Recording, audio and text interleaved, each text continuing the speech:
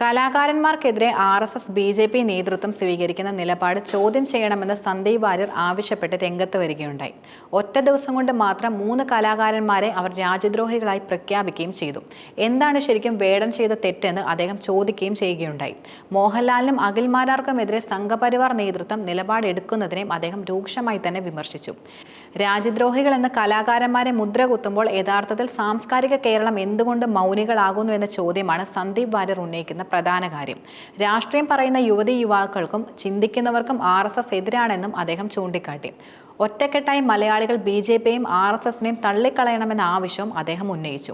മാധ്യമം ദിനപത്രം സംഘടിപ്പിച്ച അവാർഡ് പരിപാടിയിൽ മോഹൻലാൽ പങ്കെടുത്തതാണ് സംഘപരിവാറിനെ യഥാർത്ഥത്തിൽ പ്രകോപിപ്പിച്ചത്.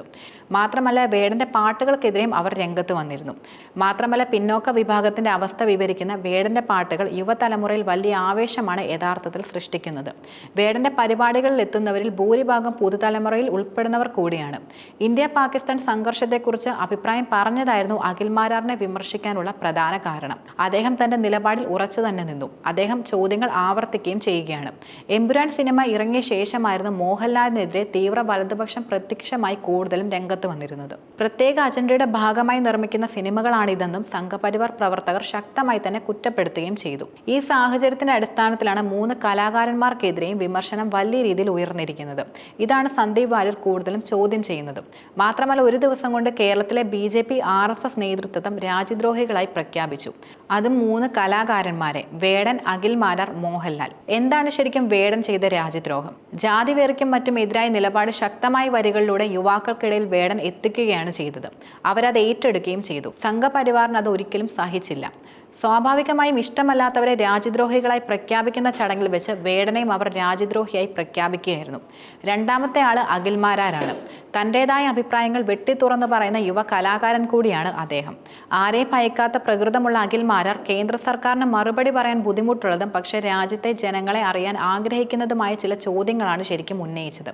ഇതിനെ തുടർന്ന് അഖിൽമാരാരും രാജ്യദ്രോഹിയായി മാറിയിരിക്കുകയാണ്. BJPയുടെ കൊട്ടാരക്കര മണ്ഡലം കമ്മിറ്റി കാൽപ്പായ കടലാസിൽ പരാതി എഴുതി കൊടുക്കേണ്ട താമസം പിണറായി വിജയന്റെ പോലീസ് രാജ്യദ്രോഹ കേസ് എടുക്കുകയാണ്.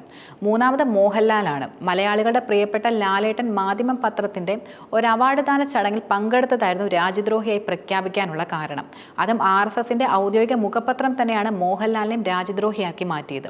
സാംസ്കാരിക കേരളത്തോടാണ് എനിക്ക് യഥാർത്ഥത്തിൽ ചോദിക്കാനുള്ളത്. കേരളത്തിലെ 3 കലാകാരന്മാരെ പൊതുസമൂഹം ഇഷ്ടപ്പെടുന്ന 3 പേരെ സംഘപരിവാർ രാജ്യദ്രോഹികളെന്ന് മുദ്രകുത്തി വേട്ടയാടുകയാണ്. ഈ സാഹചര്യത്തിൽ നിങ്ങൾക്ക് എങ്ങനെയാണ് ഇതുപോലെ മൗനമായിരിക്കാൻ കഴിയുന്നത്? മലയാളി യുവതീ-യുവാക്കളോടാണ് എനിക്കിനി കൂടുതലും പറയാനുള്ളത്. BJPയും RSSും ചിന്തിക്കുന്ന യുവതീ-യുവാക്കൾക്കെതിരാണ് ശരിക്കും. അവരുടെ പുതുവഴികൾക്കും സംഗീതത്തിനും എതിരാണവർ. വേടനെതിരായ സംഘപരിവാർ ആക്രമണം യഥാർത്ഥത്തിൽ ചൂണ്ടിക്കാട്ടുന്നത് യുവാക്കൾ രാഷ്ട്രീയം പറയുന്നത് പോലും അവർ ഭയക്കുന്നു എന്നതാണ്. അതിനാൽ ഒറ്റക്കെട്ടായി മലയാളി യുവത BJPയെയും RSSനെയും തള്ളിക്കളയണമെന്നും അദ്ദേഹം കൂട്ടിച്ചേർത്തു.